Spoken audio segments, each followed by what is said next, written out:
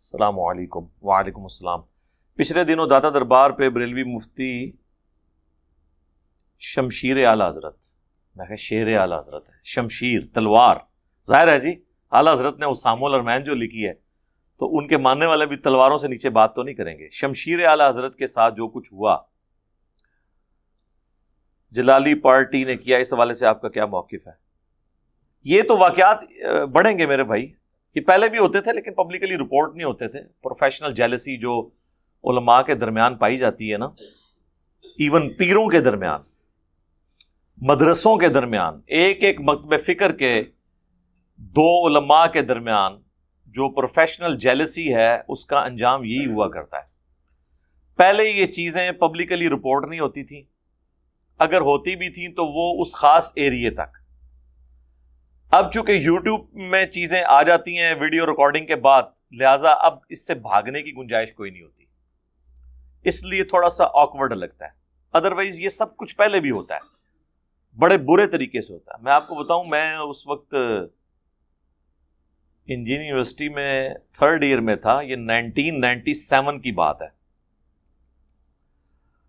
تو G11 مرکز اسلام آباد میں ایک بہت بڑی مسجد ہے جو اس وقت دعوت اسلامی کے پاس ہے، یہ جو پگڑیوں والی جماعت ہے، پہلے گرین پگڑی تھی، اب مختلف رنگ کی پگڑیاں اور الٹیمیٹلی وائٹ پگڑی پہ آ گئے۔ تو ان کو اسلام آباد میں مرکز کے لیے جگہ نہیں مل رہی تھی، تو اسلام آباد میں یہ ہوتا ہے کہ جو بھی ایک مرکز لانچ ہوتا ہے نا، اس کے نقشے کے اندر موجود ہوتا ہے کہ یہاں پہ مین مارکیٹ ہوگی اور اس مین مارکیٹ میں فلاں جگہ ایک مسجد ہوگی، یہاں پر چھوٹی مارکیٹ میں اس جگہ پہ ایک مسجد ہوگی، ایک مرکزی جامع مسجد ہوگی۔ پھر انہوں نے آپس میں انڈکلیئرڈ اس کی تقسیم بھی کی ہوئی ہے کہ اتنے % ہم نے بریلویوں کو مساجد دینی ہے، اتنے % دیوبند کو۔ اہل حدیث اور شیعہ تو بالکل آخر میں ہوتے ہیں، 1-2 ہی ان کو مل جائیں، اس سے زیادہ نہیں ملتی، کیونکہ وہ تعداد کو دیکھ رہے ہوتے ہیں۔ تو وہ دعوت اسلامی کہ چونکہ اپنی ایک جماعت ہے، اب وہ بریلوی تو مسجد لے لیتے تھے، لیکن ظاہر ہے وہ بریلویوں کی ایک جماعت ہے، جماعت کو تو اپنا ایک انڈیپینڈنٹ مرکز چاہیے۔ تو وہ کئی دنوں تک وہاں پہ لڑائیاں ہوئیں، کتنے لوگوں کے سر پھٹے، الٹیمیٹلی وہ قبضہ پھر انہوں نے کیا۔ اور اسلام آباد میں ہر دوسری مسجد کی یہ سٹوری ہے کہ 2-4 بندوں کے سر پھٹتے ہیں، لڑائیاں ہوتی ہیں، بازو ٹوٹتے ہیں، ٹانگیں ٹوٹتی ہیں اسلحے کے زور کے اوپر۔ بعض اوقات 2 فرقوں کے درمیان لڑائی ہوتی ہے، بعض اوقات ایک ہی فرقے کے 2 علماء کے درمیان ہوتی ہے، کیونکہ بیسیکلی یہ مساجد فرنچائز ہیں ان کے، جتنی جامع مساجد زیادہ ہوں گی اتنے چندے زیادہ ہوں گے۔ نیچرل ہے نا یہ چیز، کیونکہ جمعے والے دن چندہ زیادہ اکٹھا ہوتا ہے، عام دنوں میں بھی چندے وہاں پہ لوگ ڈالتے رہتے ہیں۔ یہ اس کے علاوہ جو انہوں نے مانگ کے آپ سے لے لینا ہے، وہ تو الگ سے انہوں نے لینا ہی لینا ہے۔ اس طرح کی پروفیشنل جیلسیز چلتی رہتی ہیں، اور پھر اسی میں ایڈ فیول ٹو فائر ہوتا ہے۔ جب اختلاف رائے سامنے آتا ہے نا، تو ظاہر ہے کہ دنیا میں اختلاف کے بغیر تو کو ایگزسٹ کیا ہی نہیں جا سکتا۔ اللہ تعالیٰ نے انبیاء اور انبیاء کے مخالفین بھی ایک ہی وقت میں دنیا میں بسائے ہیں، تو باقیوں کو تو آپ چھوڑ دیں۔ تو یہ سلسلہ تو رہے گا ہمیشہ۔ یہاں پر بھی مفتی حنیف قریشی صاحب حفظہ اللہ تعالی اور ان کے مخالفین ڈاکٹر آصف اشرف جلالی صاحب اور باقی لوگ، ان کے درمیان ایک پروفیشنل جیلسی چل رہی تھی، اور سٹارٹ اس کا وہ ممتاز قادری والے ایشو سے ہوا تھا، چونکہ ایک وہ بہت بڑا سورس تھا چندہ اکٹھا کرنے کا۔ لاشوں کے اوپر یہاں پہ سیاست ہوتی ہے۔ شروع میں یہ پروجیکٹ لانچ کیا تھا مفتی حنیف قریشی صاحب نے، لیکن چونکہ وہ ایک لوکلائزڈ عالم دین تھے صرف پنڈی کی حد تک، پھر اس ڈرائیونگ سیٹ پہ آ کے بیٹھ کے خادم حسین رضوی صاحب اور یہ ڈاکٹر آصف اشرف جلالی صاحب، اب یہ لوگ تھے جن کا انفلوئنس زیادہ تھا۔ خادم رضوی صاحب تو میرا خیال ہے لاکھوں علماء کے استاد ہیں، صرف ناف انہوں نے پڑھائی ہے جامعہ نظامیہ لاہور میں۔ اس وقت جتنے بڑے بڑے آپ کو عالم دین نظر آتے ہیں زیادہ تر ان سے پڑھے ہوئے ہیں.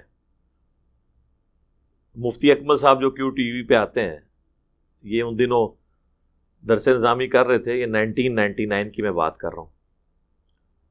تو ہم انہیں ملنے کے لیے گئے تو لاہور کی ایک چھوٹی سی مسجد تھی، اب مجھے پتہ نہیں وہ بھاٹی گیٹ کے پاس تھی یا کہاں تھی، وہاں پہ یہ امامت بھی کرتے تھے، پیرلل میں پڑھتے بھی تھے.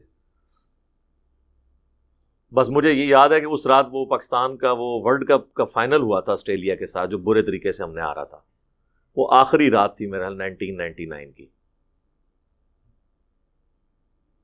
تو اس وقت مجھے ان کا وہ پتہ چلا کہ یہاں پہ کرتے ہیں. ویسے تعارف تو 1994 سے تھا. بہرحال یہ سارے اختلافات ان کے آپس میں چل رہے تھے. اب جب اختلاف چلتا ہے تو دوسرے کو ڈی فیم کرنے کے لیے یہ بڑا آسان طریقہ ہوتا ہے کہ ہزاروں کے مجمع میں آپ 15-20 کمیٹڈ لوگ کھڑے کر دیں جو شور مچا دیں کہ ہم نے یہ پروگرام نہیں ہونے دینا. تو لگتا یہی ہے کہ سارے کھڑے ہو گئے. 15-20 تو وہ کھڑے ہوتے ہیں نا، پچھلے کے جو سینکڑوں لوگ ہیں نا وہ ویسے ہی کھڑے ہو جاتے ہیں کہ پتہ نہیں آگے کیا ہو گیا.